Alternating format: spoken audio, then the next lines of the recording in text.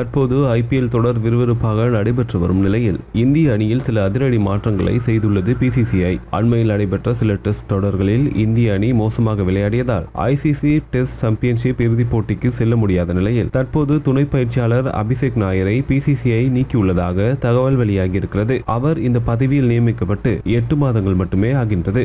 இதுவரை 2 முறை நடைபெற்ற உலக டெஸ்ட் சாம்பியன்ஷிப் தொடரின் இறுதிப் போட்டியில் இந்தியா விளையாடியது. ஆனால் இந்த ஆண்டு இறுதிப் போட்டிக்கு கூட இந்தியாவால் செல்ல முடியவில்லை. நியூசிலாந்து அணிக்கு எதிராக சொந்த மண்ணில் டெஸ்ட் தொடரை இழந்த இந்திய அணி தொடர்ந்து ஆஸ்திரேலியாவில் நடைபெற்ற பார்டர் கவாஸ்கர் டிராபி தொடரையும் இழந்தது. இதன் காரணமாக இந்திய அணியில் பல அதிரடி மாற்றங்கள் ஏற்படும் என்று எதிர்பார்க்கப்பட்ட நிலையில் பிசிசிஐயில் நடந்த விவாதங்களுக்கு பிறகு சில முக்கிய மாற்றங்களை மேற்கொள்ள வேண்டும் என்று முடிவெடுக்கப்பட்டுள்ளது. அதன்படி அடுத்த டெஸ்ட் தொடருக்கு முன்பு இந்திய அணியில் உள்ள பயிற்சியாளர்களை மாற்ற திட்டமிடப்பட்டுள்ளது. நடப்பு ஐபிஎல் தொடர் முடிந்த பிறகு ஜூன் மாதம் இந்திய அணி இங்கிலாந்துக்கு 5 போட்டிகள் கொண்ட டெஸ்ட் தொடரில் விளையாட இருக்கிறது. இதில் தலைமை பயிற்சியாளர் கௌதம் கம்பீர், பந்துவீச்சு பயிற்சியாளர் மோர்னே மோர்கல் மற்றும் உதவி பயிற்சியாளர் ரியான் மட்டுமே இடம்பெற உள்ளனர். துணை பயிற்சியாளர் அபிஷேக் நாயர், பீல்டிங் பயிற்சியாளர் திலீப் மற்றும் கண்டிஷனிங் பயிற்சியாளர் சேகம் தேசாய் ஆகியோர் அணியில் இருந்து நீக்கப்பட்டுள்ளனர் என்று கூறப்படுகிறது. அதேபோல பிசிசிஐயின் சம்பள பட்டியலிலும் பெரிய மாற்றங்கள் வர உள்ளதாக தெரிவிக்கப்படுகிறது. அதன்படி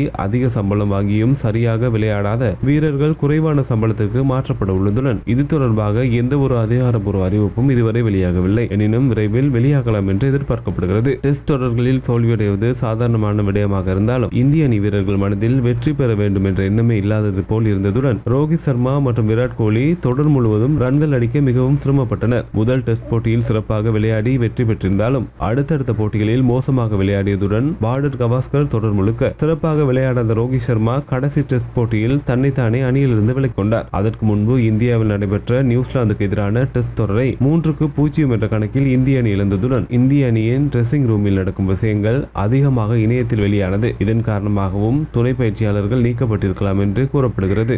உலக நடப்புகளை உடனுக்குடன் அறிந்திட News 21 தமிழோடு இணைந்திருங்கள்.